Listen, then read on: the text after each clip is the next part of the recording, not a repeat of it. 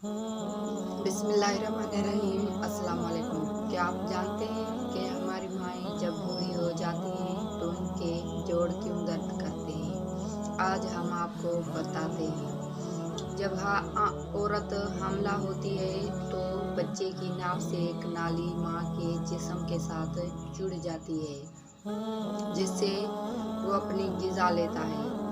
अगर माँ मुतवाज़न खुराक ना भी ले तो उस नाली के ज़रिए बच्चा माँ की हड्डियों और जोड़ों से नमकियात खींचकर अपनी ज़रूरत पूरी कर लेता है और माँ की हड्डियाँ और जोड़ कमज़ोर हो जाते हैं और वो बुढ़ापे में शदीद तकलीफ़ का बायस बनते हैं। और हम फिर भी कहते हैं कि आपने हमारे लिए किया ही क्या है। शैतान के 15 दुश्मन।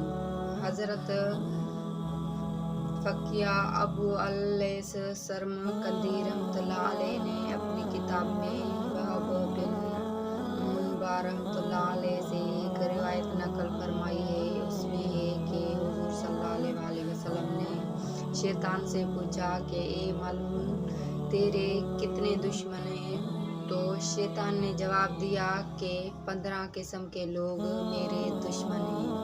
सबसे पहला दुश्मन आप सल्लल्लाहु अलैहि वसल्लम है, तो आदिल बादशाह और आदिल हुकाम, मुतवाज़ा मालदार 4, सच्चा ताजिर 5, खुशू करने वाला आलिम 6, खैर ख्वाही करने वाला मोमिन 7, राम दिल मोमिन 8, तौबा करके साबित कदम रहने वाला 9, हराम से परहेज करने वाला 10, हमेशा तहारत पर रहने वाला मोमिन 11, कसरत से सदका करने वाला मोमिन 12, लोगों के साथ अच्छा बर्ताव करने वाला मोमिन 13, लोगों को नफ़ा पहुँचाने वाला मोमिन 14, कुरान करीम की हमेशा तिलावत करने वाला हाफिज़ 15, रात में ऐसे वक़्त तहज्जुद और नफिल पढ़ने वाला जिस वक़्त सब लोग सो चुके हों।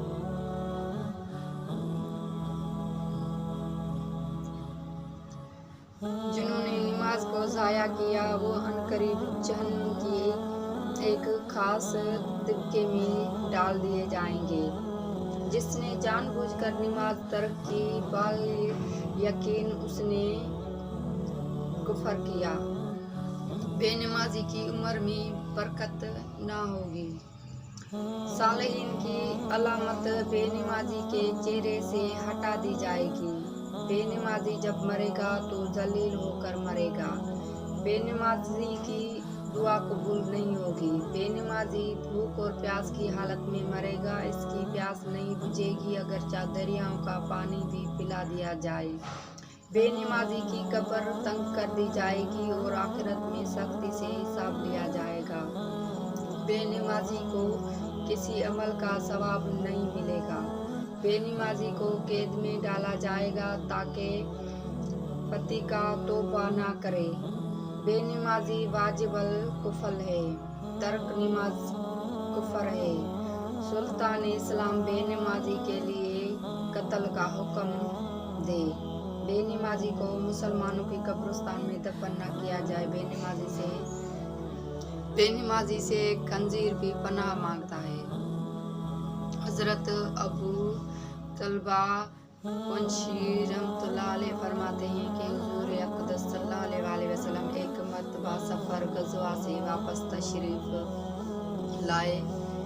आपने मस्जिद में जाकर 2 रकात नमाज पढ़ी और आपको ये बात पसंद थी कि सफ़र से वापसी पर पहले मस्जिद में जाए और इसी में 2 रकात नमाज पढ़ें, फिर हज़रत फ़ातिमा रहमतुल्लाह के घर जाएं और उसके बाद अपनी अज़वाज